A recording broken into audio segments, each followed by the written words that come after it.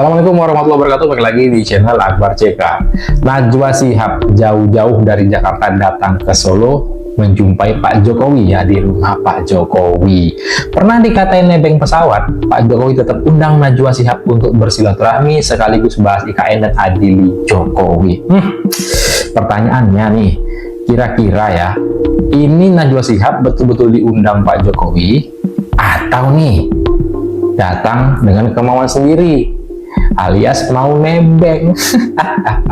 Dulu ya, beberapa bulan yang lalu Najwa Shihab pernah ngatain Pak Jokowi itu nebeng pesawat TNI AU untuk pulang ke Solo. Nah ya, sekarang nih Najwa Shihab nih mau nebeng Pak Jokowi. Kenapa mau nebeng Pak Jokowi? Seperti kita ketahui, pada saat Najwa Shihab ngatain Pak Jokowi pulang ke Solo nebeng pesawat TNI AU, ramai-ramai netizen itu unfollow akunnya Najwa Shihab. Nah, ini mendapat respon netizen ya. Najwa jauh-jauh dari Jakarta datang ke Solo menjumpai Pak Jokowi. Seperti apa disulungkannya, langsung aja kita simak videonya berikut ini. Komersil, iya saya sempat. kira naik komersil. Iya, sekarang nebeng TNI AU.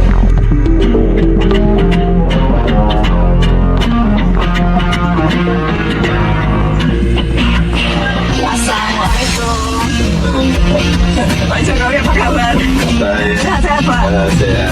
Alhamdulillah, makasih banyak Pak undangannya Pak. Terima kasih Pak undangannya Pak, emang betul diundang. Jangan-jangan kata sendiri mau nebeng.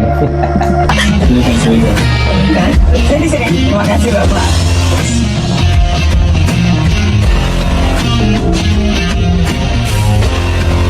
Mbak Najwa Shihab jauh-jauh dari Jakarta ke Solo ke rumah Pak Jokowi.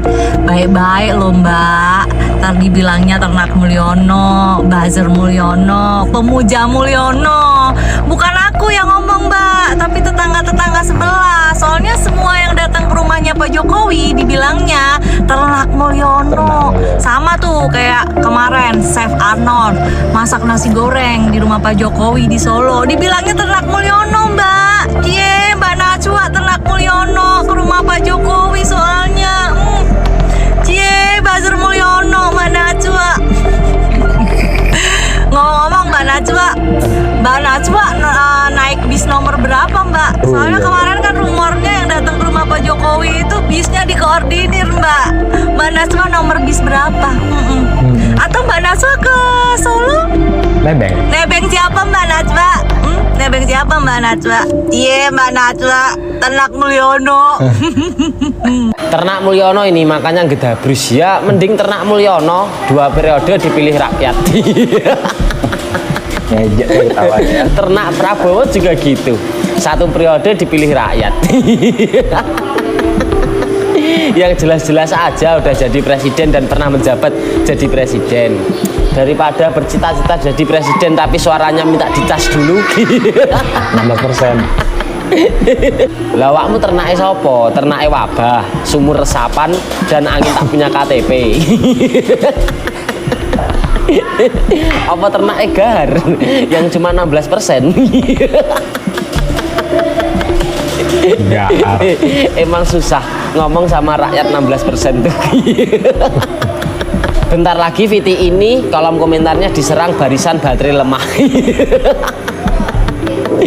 Yo wes, ngono ya, coba baper, salam segigis. Kemarin ya di Solo itu ada demo ya, saya sebutnya demo apa ya, intinya demo mini lah ya, dikarenakan hanya diikuti hanya beberapa puluh orang, dan demo itu bertujuan berteriak ya, menyampaikan aspirasi adili Jokowi. Udah panas-panas cuman puluhan orang, dan lucunya lagi koordinator salah demo tersebut ya, itu ternyata bekas caleg dari PD Perjuangan yang gagal. Ya saya cuma berpikirnya begini ya, orang demo puluhan ya sama orang yang datang mengunjungi Bapak Jokowi itu jauh lebih banyak orang mengunjungi Pak Jokowi. Jadi orang demo cuma puluhan itu yang dibayar nasi bungkus sama duit 50.000 itu gimana? Ngapain panas-panasan ya?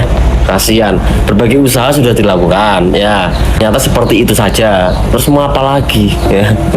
Pak capek ya selama 10 tahun hujat, maki, demo-demo itu aja kerjaan.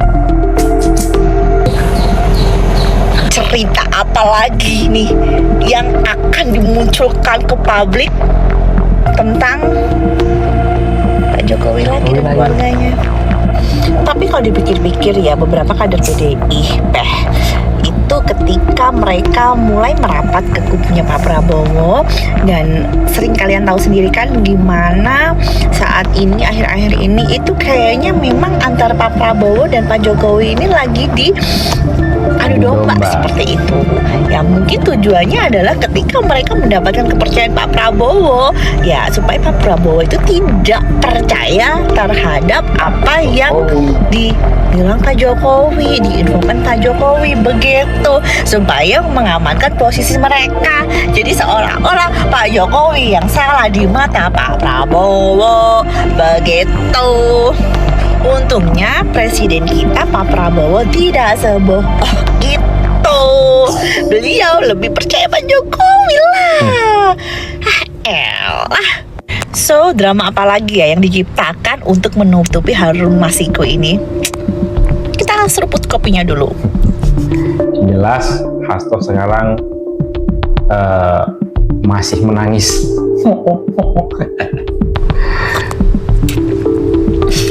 Beberapa waktu. Nah, ini kita dengerin nih ya, biar pada paham penjelasan dari Adi Prayitno terkait vandalisme Adri Jokowi. Waktu yang lalu ada juga yang demonstrasi supaya Jokowi itu minta diadili. Bahkan ada yang disebut dengan Nurani 98, mantan aktivis 98 mendatangi KPK berbekalkan data OCRP yang menyebut Jokowi bagian dari salah satu pemimpin terkorup di dunia untuk segera diusut. Itu kan adalah ekspresi dari sebuah kemarahan dan kekecewaan secara politik yang sampai hari ini masih cukup nyata. Bagaimana Jokowi itu hampir setiap hari selalu mendapatkan protes dan perlawanan, terutama dari kelompok-kelompok aktivis dan kelompok-kelompok kritis. Mungkin Jokowi ini adalah mantan presiden pertama kali di Indonesia setelah tak lagi jadi presiden, terus dirongrong, terus dikritik, dan bahkan ada pihak-pihak yang kemudian meminta supaya Jokowi itu diadili. Nah, tapi yang paling menarik adalah yang ketiga, soal respon Jokowi. Seperti biasa, respon Jokowi itu kan datar-datar saja. Respon Jokowi itu pendek, dan responnya itu terkesan tidak menganggap bahwa gerakan vandalisme dan serangan-serangan yang mengarah kepada dirinya itu adalah sesuatu hal yang penting. Itu adalah gaya khas dari Jokowi. Tapi secara persamaan, Jokowi itu ingin menunjukkan semakin Jokowi diserang, semakin Jokowi itu dihujat, Jokowi selalu menunjukkan bagaimana kemesraan dan kedekatannya dengan rakyat. Ya terbukti misalnya rumahnya Jokowi itu kan hampir setiap saat menunjukkan bagaimana antrian yang cukup panjang hanya sekedar bertemu dan berselfie dengan Jokowi.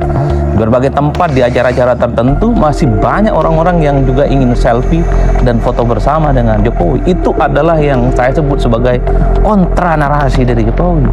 Bicaranya pendek, tapi pada saat yang bersamaan Jokowi menciptakan satu peristiwa politik bahwa Jokowi itu semakin dekat dan semakin dicintai oleh rakyatnya. Setahu saya, ini adalah gaya komunikasi politik khas Jokowi.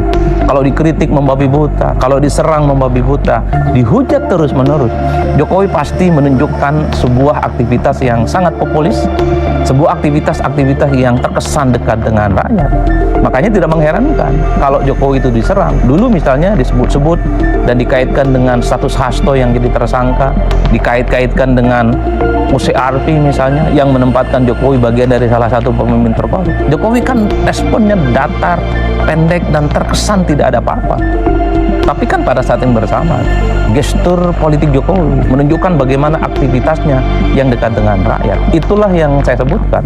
Apapun yang terjadi dengan vandalisme per hari ini, jadi kalau kita mau lihat secara rata-rata, Jokowi juga mampu dan melakukan perlawanan dengan cara membangun narasi bahwa Jokowi semakin dihujat, semakin diserang, tapi Jokowi itu semakin dicintai oleh rakyat. Entah kita semua menilainya. Jelas, apakah kita itu bagian dari kelompok yang mengatakan Jokowi itu layak untuk diadili, ataukah sebaliknya Jokowi itu sangat tidak layak untuk diadili.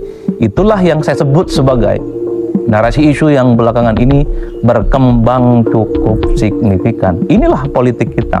Inilah realitas yang terjadi hari ini. Mantan Presiden di Republik Indonesia yang katanya punya reputasi yang cukup panjang, mampu membangun infrastruktur di mana-mana, dinilai sebagai mantan presiden yang berasal dari rakyat biasa, tapi setelah tak lagi jadi presiden terus mendapatkan hujatan, terus mendapatkan kritikan, dan terus ada gerakan-gerakan yang terus meminta supaya Jokowi itu diadili. Inilah yang saya sebut pertama kali dalam sejarah perpolitikan di Indonesia. Saya kira di situ untuk kali ini terkait dengan gerakan politik mengadili Jokowi. Tapi sebelum selesai, gerakan-gerakan politik vandalisme, gerakan-gerakan politik meminta Jokowi itu diadili, termasuk juga gerakan-gerakan propaganda bahwa Jokowi itu adalah pemimpin yang misalnya tidak baik dan tidak benar. Tentu ini menjadi gerakan yang sangat percuma kalau kemudian tidak dilanjuti dengan gerakan-gerakan lanjutan. Misalnya kalau pihak-pihak tertentu yang selama ini misalnya kecewa dengan Jokowi, dianggap sebagai pemimpin yang tidak benar, ada bukti-bukti hukum, fakta-fakta hukum, tentu bisa dilaporkan kepada pihak yang berwajib. Bahwa Jokowi adalah sebagai sosok dan mantan presiden yang sangat layak juga untuk diadili dalam konteks hukum-hukum tertentu. Itulah yang saya sebut gerakan-gerakan vandalisme, kalau mau jujur, itu tidak lebih dari sekedar propaganda politik yang secara komunikasi publik ingin mengonsolidasi dukungan masyarakat, ingin mengkonsolidasi bagaimana persepsi lah bahwa sebenarnya Jokowi itu adalah pemimpin yang sebenarnya tidak baik-baik saja. Karena gerakan vandalisme itu hanya berhenti di situ, dan sepertinya tidak ada gerakan-gerakan yang kemudian membuat bagaimana Jokowi itu dilaporkan kepada pihak-pihak berwajib. Oleh karena itu, dimanapun gerakan propaganda itu sebenarnya hanyalah ingin membangun satu diskursus di mana terjadi kekisruhan secara politik, dan tujuannya satu, ingin mendiskreditkan, ingin menyerang, dan tentu saja ingin merusak kredibilitas orang-orang tertentu. Saya kira di situ